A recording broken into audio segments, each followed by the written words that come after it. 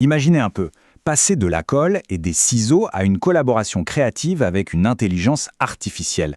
C'est le voyage incroyable qu'on va explorer aujourd'hui. 40 ans qui ont complètement, mais alors complètement, transformé la façon de raconter des histoires. D'un côté, on avait ça, des ciseaux, de la colle, des photocopieuses.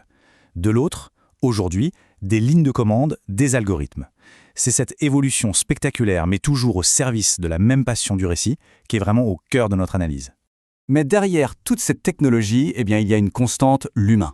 Tout commence dans les années 80 avec la passion d'un jeune prof, fan de science-fiction, connu sous le pseudo de Morbius. Son parcours, c'est un peu le fil rouge de toute cette transformation. Allez, on rembobine, on retourne au tout début. Notre premier chapitre nous plonge dans les années 80. Une époque où, pour créer, il fallait avant tout de l'imagination, de l'encre et du papier. Et voilà la genèse, Cosmofiction. Attention, ce n'était pas juste un petit magazine, c'était le tout premier fanzine de science-fiction de Nouvelle-Calédonie. Chaque exemplaire était assemblé à la main, un vrai travail d'artisan. Ce qui a démarré comme un projet entre potes a vite grandi, pour finir par se retrouver en librairie. La preuve qu'une petite étincelle de passion peut vraiment mettre le feu. Et là, ce qui n'était qu'un projet personnel va complètement changer d'échelle. On entre maintenant dans une décennie absolument clé, une décennie où la passion d'un seul homme va devenir une véritable force collective. En fait, cette période, on peut la résumer avec cette phrase. La passion devient institution. Ce n'est plus juste une affaire de passionnés dans leur coin. Non, ça se structure, ça rassemble et ça devient un vrai moteur de création pour toute une communauté. Et quand on regarde la chronologie, c'est assez dingue. En à peine 10 ans, le Sci-Fi Club est créé, un festival voit le jour, des livres sont publiés. C'est là que les bases de tout ce qui va suivre sont posées. C'était un véritable bouillonnement culturel. Ce club a donc joué un rôle hyper important, un rôle de pont. On pourrait dire que c'était le chaînon vivant entre le monde du papier, des fanzines, et le monde numérique qui commençait à pointer le bout de son nez. C'est la même énergie qui se préparait juste à changer de support.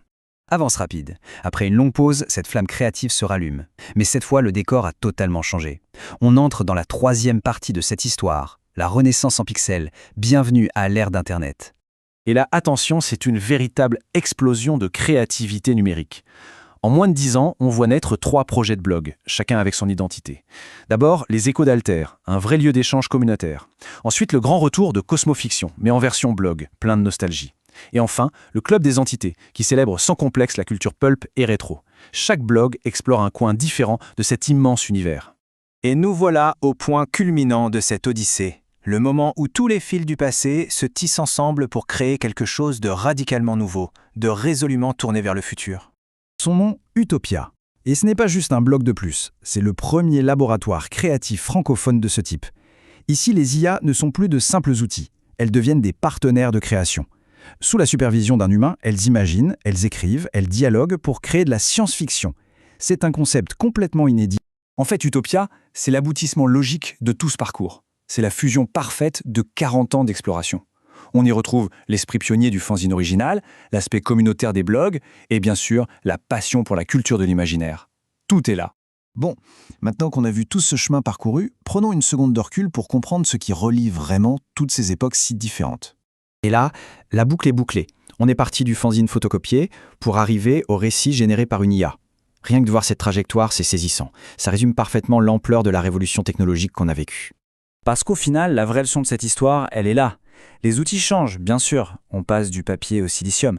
Mais le moteur, lui, il ne bouge pas. Ça reste cette impulsion humaine de créer, d'explorer et de partager des mondes. C'est l'énergie du rêveur curieux. Et elle est intemporelle. Toute cette histoire nous laisse avec une question assez vertigineuse. Si les technologies continuent d'évoluer à cette vitesse folle, alors que notre soif d'imagination, elle, reste la même, quelles seront les prochaines frontières ? Quel monde allons-nous bien pouvoir inventer demain ? La page, qu'elle soit de papier ou de pixels, reste à écrire.